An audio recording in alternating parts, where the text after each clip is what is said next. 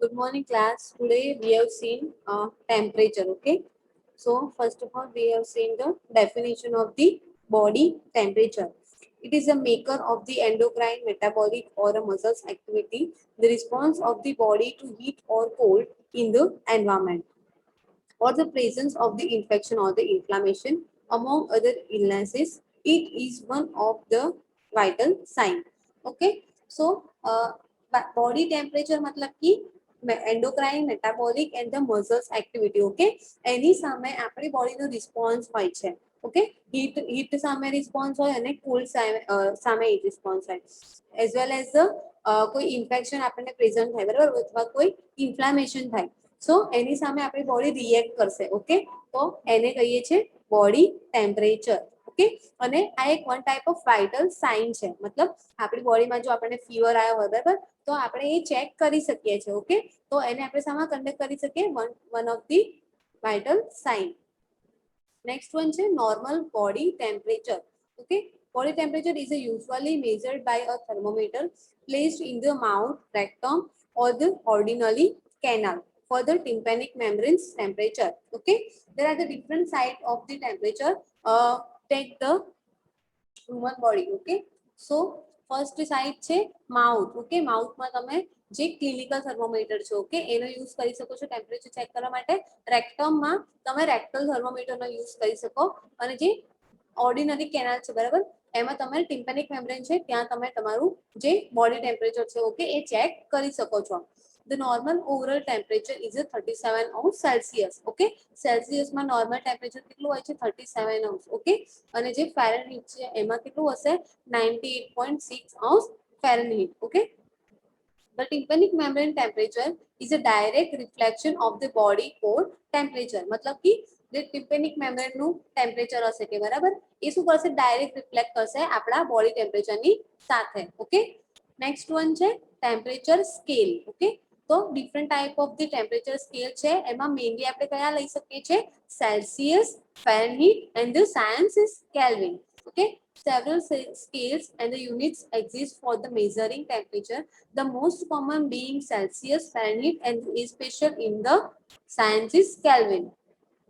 First of all, we have seen the Celsius scale. Okay, the Celsius scale is the used for the common temperature measured in the most of the world. Okay, mostly આપણે આ scale use કરીએ છીએ temperature measure કરવા માટે શું છે એનું name Celsius scale okay એ one type of an empirical scale પણ કહી શકીએ છીએ it is a 0 Celsius being defined by the freezing point of the water okay સેલ્સિયસમાં જો તમે સેલ્સિયસ સ્કેલમાં ચેક કરશો તો વોટરનો જે ફ્રીઝિંગ પોઈન્ટ છે ઓકે એ કેટલો આવશે 0 Celsius and the 100 Celsius was the boiling point of the water मतलब कि જે વોટરનો ફ્રીઝિંગ પોઈન્ટ છે સેલ્સિયસ સ્કેલમાં તમે મેઝરિંગ કરશો તો 0 સેલ્સિયસ આવશે અને જો બોઇલિંગ પોઈન્ટમાં મેઝર કરશો તો કેટલો આવશે 100 Celsius okay both at the sea level atmospheric pressure okay sea લેવલનું જે એટમોસ્ફિયરિક પ્રેશર હશે તમે એમાં મેઝર કરી શકો છો ઓકે ફ્રીઝિંગ પોઈન્ટ અને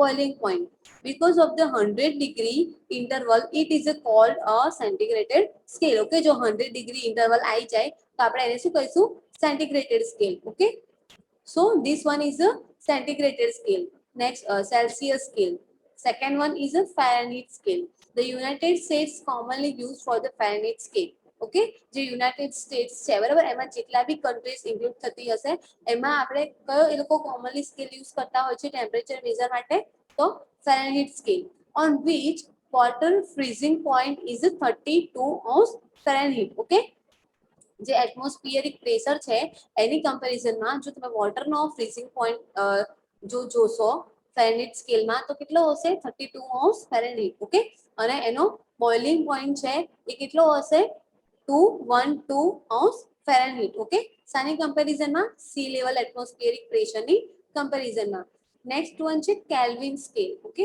many scientific measurements use the Kelvin temperature scale okay sometimes many scientific measurement આપણે કરવું હોય okay so આપણે કયો સ્કેલ ત્યારે યુઝ કરી શકીએ છીએ Kelvin scale it is the thermodynamic or the absolute temperature scale okay it is a 0.0 Kelvin is defined to coincide with the coldest physical possible temperature.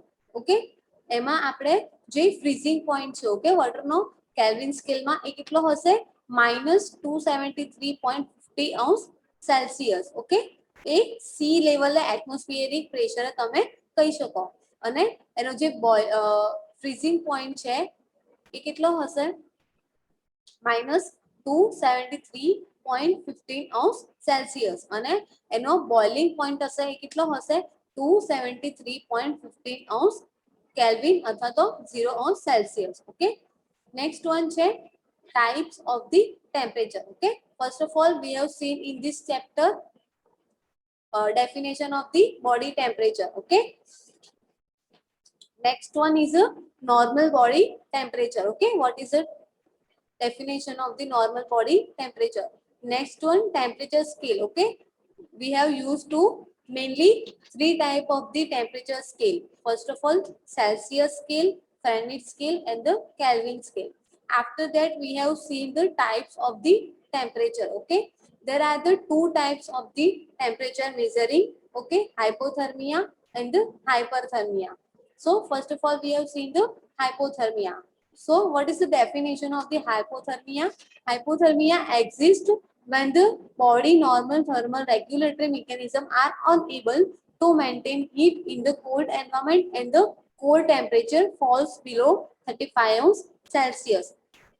मतलब कि આપણી બોડી છે બરાબર એ નોર્મલ ટેમ્પરેચર રેગ્યુલર કરતી હોય છે. ઓકે, આપણે જે બી એન્વાયરમેન્ટમાં જઈએ કોલ્ડ એન્વાયરમેન્ટ હોય હીટ એન્વાયરમેન્ટ હોય તો આપણી બોડીની અંદર એવું થર્મોરેગ્યુલેટરી મિકેનિઝમ રહેલું છે કે ઓટોમેટિક આપણી બોડી એ ટેમ્પરેચર સાથે કોર્ડિનેટ કરી લે.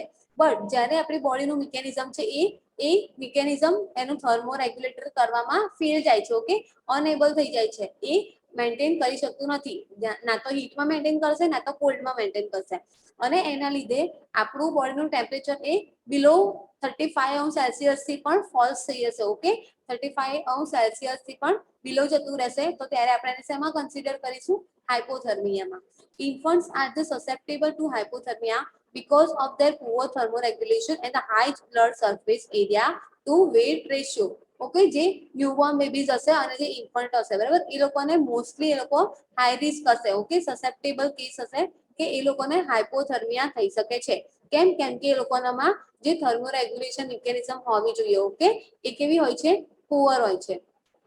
More rarely hypothermia is secondary to glucocorticoid insufficiency. Okay, glucocorticoid insufficiency હોય ત્યારે એ લોકો જે પેશન્ટ છે બરાબર એ આનાથી સફર થશે પ્લસ સ્ટ્રોક. ઓકે, સ્ટ્રોક આવે ત્યારે હિપેટિક ફેલિયર ઓર ધ હાઇપોગ્લાયસેમિયા. ઓકે, જ્યારે લોકોનું જે હિપેટિક મતલબ કે લીવર ફેલ થઈ ગયું હોય બરાબર પછી એ લોકોને હાઇપોગ્લાયસેમિયા હોય. ઓકે, એ લોકોને જે લોકોનું બ્લડ શુગર લેવલ હોય કેવું હોય ડિક્રીઝ હોય તો આ લોકોને મોસ્ટલી ચાન્સીસ રહે છે હાઇપોથર્મિયા થવાના.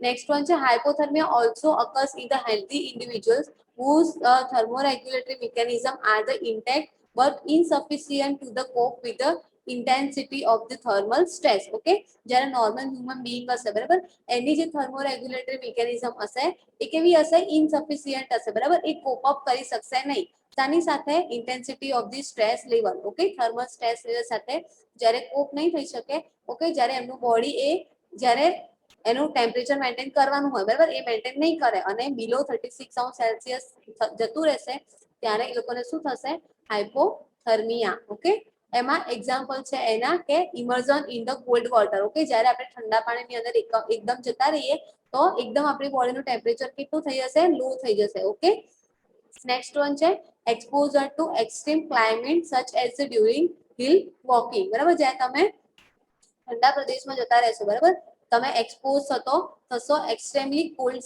વેધર સાથે બરાબર ત્યારે પણ તમને હાઇપોથર્મિયા થવાના ચાન્સીસ રહે છે.